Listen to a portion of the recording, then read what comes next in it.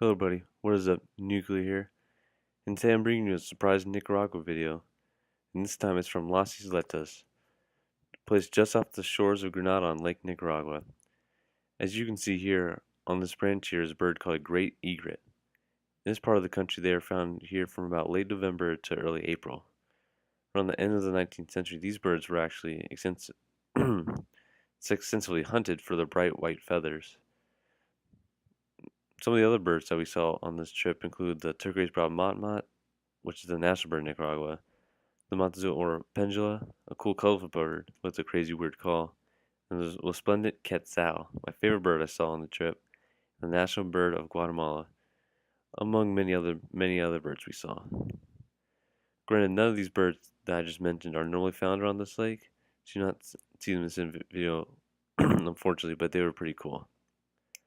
What was interesting about Las Isletas is that there were several mansion-sized houses and resorts on these little islands and islets, and they were owned by the wealthy and powerful of Nicaragua.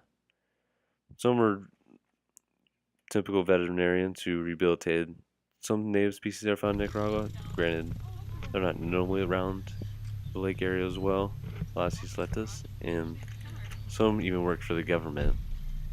And what I thought about it was that seeing all this wealth that you would normally see in the wealth of the U.S. is a little eye-opening for this poor country itself and some of the poor areas I saw while we were down there.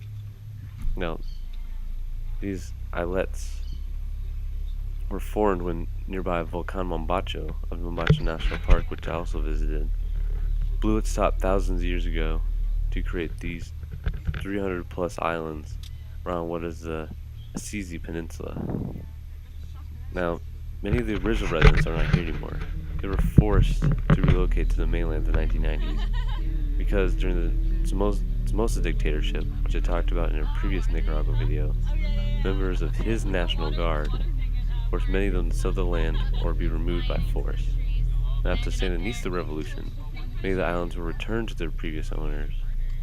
But a few years later, when they lost power in the general election again, the islands were given back to the family members of the original National Guard who quote-unquote confiscated the islands. And some of these islands were sold and given to the wealthy, as you can see here, even some foreigners who still live here now.